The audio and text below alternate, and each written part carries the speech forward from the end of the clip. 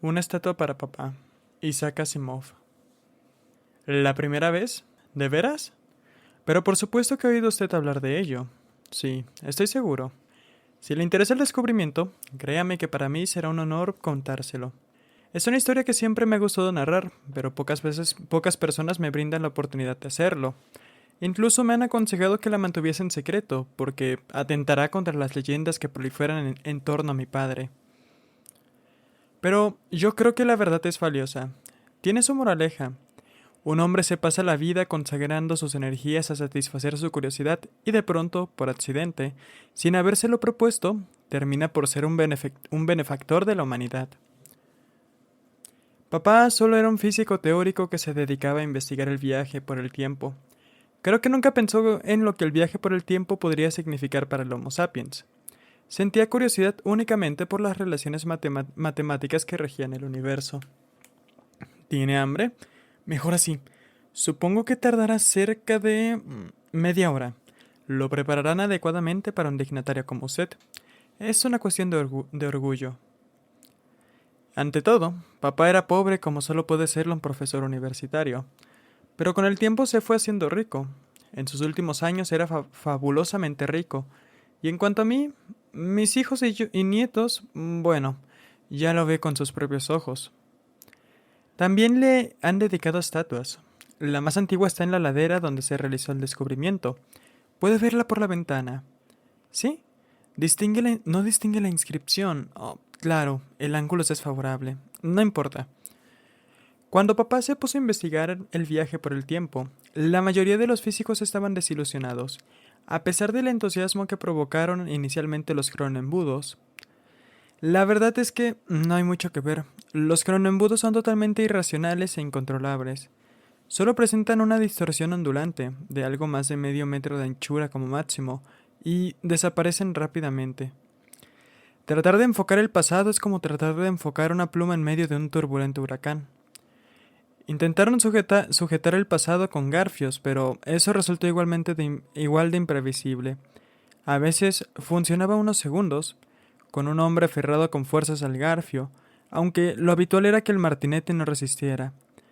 No se obtuvo nada del pasado hasta que... bien, ya llegaré a eso.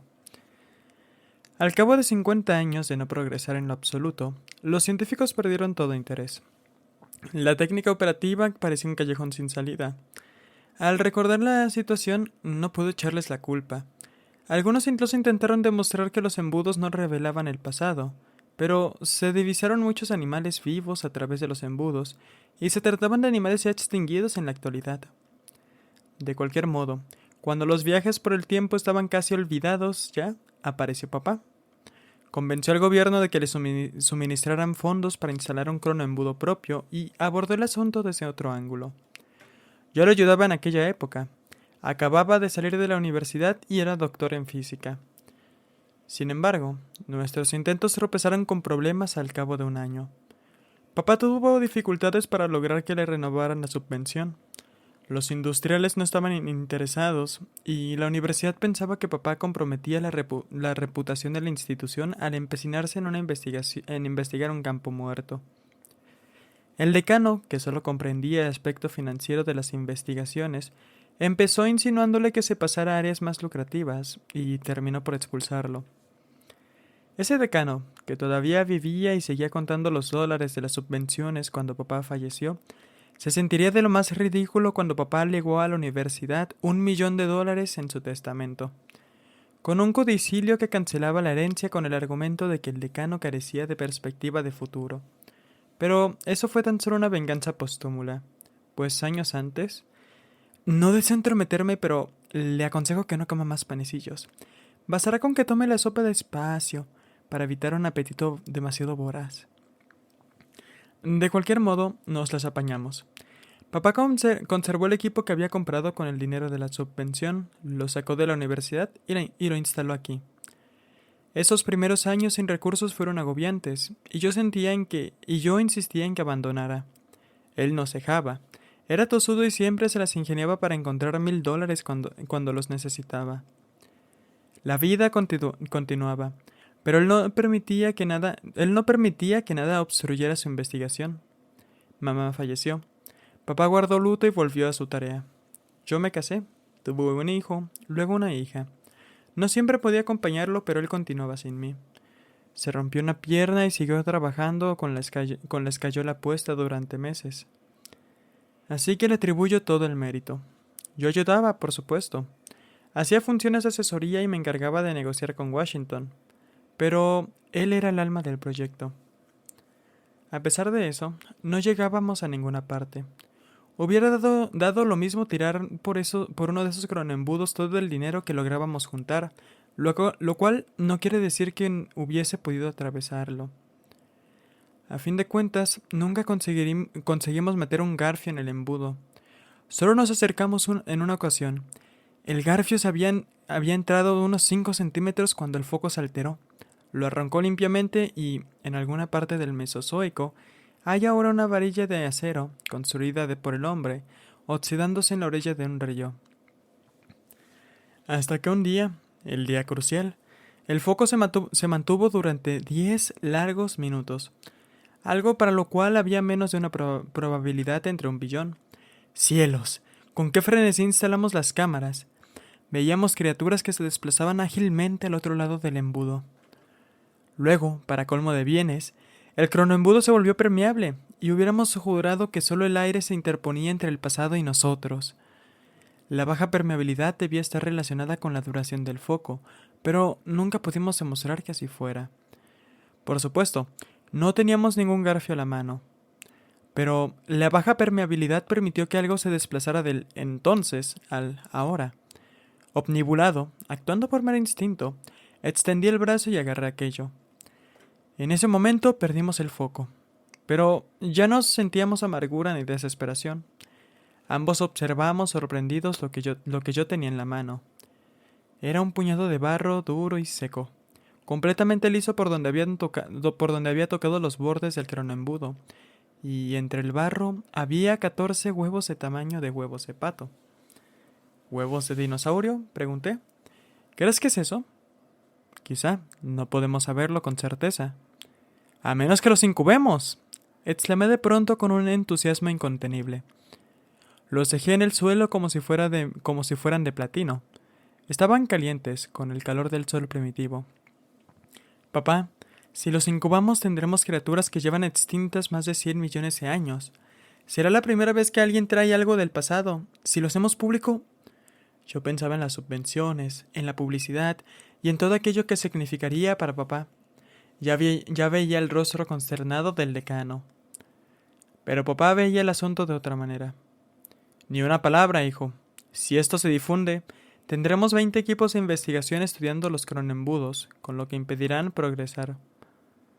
No. Una vez que haya resuelto el problema de los embudos, podrás hacer público todo lo que quieras. Hasta entonces, guardaremos silencio. Hijo, no pongas esa cara. Tendré la respuesta dentro de 1 año. Estoy seguro. Yo no estaba tan seguro, pero tenía la convicción de que esos huevos nos brindarían todas las pruebas que necesitábamos. Puse un gran horno a la temperatura de la sangre e hice circular aire y humedad. Conecté una alarma para que sonara en cuanto hubiese movimiento dentro de los huevos. Se abrieron a las 3 de la madrugada, 19 días después, y allí estaban, 14 diminutos canguros con escamas verdosas, patas traseras con zarpas, muslos rechonchos y colas delgadas como látigos. Al principio pensé que se trataban de tiranosaurios, pero eran demasiado pequeños. Pasaron meses y comprendí que no alcanzarían mayor tamaño que el de un perro mediano. Papá parecía defraudado, pero yo perseveré, con la esperanza de que me permitirían utilizarlos con fines publicitarios. Uno murió antes de la madurez, y otro pereció en una riña. Pero los otros 12 sobrevivieron, 5 machos y 7 hembras. Los alimentaba con zanahorias picadas, huevos hervidos y leche, y les tomé bastante afecto. Eran tontorrones, pero tiernos y realmente hermosos. Sus escamas... Bueno, es una bobada describirlos. Las fotos publicitarias han circulado más que suficiente, aunque pensándolo bien, no sé si en Marte... Ah, ¿también allí? Pues me alegro. Pero, pasó mucho tiempo antes de que esas fotos pudieran impresionar al público, por no mencionar la visión directa de aquellas criaturas. Papá se mantuvo intransigente. Pasaron 3 años. No tuvimos suerte con los cronoembudos. Nuestro único hallazgo no se repitió, pero papá no se daba por vencido. 5 hembras pusieron huevos, y pronto tuve más de 50 criaturas en mis manos. ¿Qué hacemos con ellas?, pregunté. Matarlas, contestó papá. Yo no podía hacer tal cosa, por supuesto. Henry, ¿está todo a punto? De acuerdo. Cuando sucedió, ya habíamos agotado nuestros recursos. Estábamos sin Blanca. Yo lo había intentado por todas partes sin conseguir nada más que rechazos. Casi me alegraba, porque pensaba que así papá tendría que ceder, pero él, firme ante la adversidad, preparó fríamente otro experimento. Le juro que si no hubiera ocurrido el accidente jamás habríamos encontrado la verdad. La humanidad habría quedado privada de una de sus mayores bendiciones. A veces ocurren cosas así. Perkin detecta un tinte rojo en la sociedad y descubre las tinturas de anilina. Remsen se lleva un dedo contaminado a los labios y descubre la sacarina. Goodyear deja caer una mixtura en la estufa y descubre el secreto de la vulcanización. En nuestro caso, fue un dinosaurio joven que entró en el laboratorio. Eran tantos que ya no podía vigilarlos a todos. El dinosaurio atravesó 2 puntos de contacto que estaban abiertos, justo allí, donde ahora está la placa que conmemora el acontecimiento. Estoy convencido de que esa coincidencia no podría repetirse en 1000 años. Estalló un fogonazo, y el cronoembudo que acabábamos de configurar desapareció en un arcoíris de chispas. Ni siquiera entonces lo comprendimos. Solo sabíamos que la criatura había provocado un cortocircuito, estropeando un equipo de $100,000 y que estábamos en plena bancarrota. Lo único que podíamos mostrar era un dinosaurio chicharrado. Nosotros estábamos ligeramente chamuscados, pero el dinosaurio recibió toda la concentración de energías de campo. Podíamos olerlo. El aire estaba saturado con su aroma. Papá y yo nos miramos atónitos. Lo recogí con un par de tenancillas. Estaba negro y calcinado por fuera, pero las escamas quemadas se desprendieron al tocarlas, arrancando la piel, y debajo de la quemadura había una carne blanca y firme que parecía pollo. No pude resistir la tentación de probarla, y se parecía a la del pollo tanto como Júpiter a un asteroide. Me crea o no, con esa labor científica reducida a escombros, nos sentamos allí a disfrutarlos del exquisito manjar que era la carne de dinosaurio. Había partes quemadas y partes crudas, y estaba sin condimentar, pero no paramos hasta dejar los huesos limpios. Papá, dije finalmente, tenemos que criarlos sistemáticamente con propósitos alimentarios. Papá tuvo que aceptar. Estábamos totalmente arruinados. Obtuvo un préstamo del banco cuando invité a su presidente a cenar y le serví dinosaurio. Nunca ha fallado. Nadie que haya saboreado lo que hoy llamamos dinopollo se conforma con los platos normales. Una comida sin dinopollo no es más que un alimento que ingerimos para sobrevivir. Solo el dinopollo es comida. Nuestra familia aún posee la única bandada de dinopollos existentes, y seguimos siendo los únicos proveedores de la cadena mundial de restaurantes, la primera y más antigua, que ha crecido en torno de ellos. Pobre papá, nunca fue feliz, salvo en esos momentos en que comía dinopollo. Continuó trabajando con los cronoembudos, al igual que muchos oportunistas que pronto se sumaron a las investigaciones, tal como él había previsto, pero no se ha logrado nada hasta ahora, nada excepto el dinopollo. Ah, Pierre, gracias. Un trabajo superlativo. Ahora, caballero, permítame que lo trinche, sin sal, y con apenas una pizca de salsa. Eso es. Esa es la expresión que siempre veo en la cara de un hombre que saborea este manjar por primera vez. La humanidad, agradecida, aportó $50,000 para construir la estatua de la colina, pero ni siquiera ese tributo hizo feliz a papá. Él no veía más que la inscripción: el hombre que proporcionó el dinopollo al mundo. Y hasta el día de su muerte solo decía una cosa: hallar el secreto del viaje por el tiempo.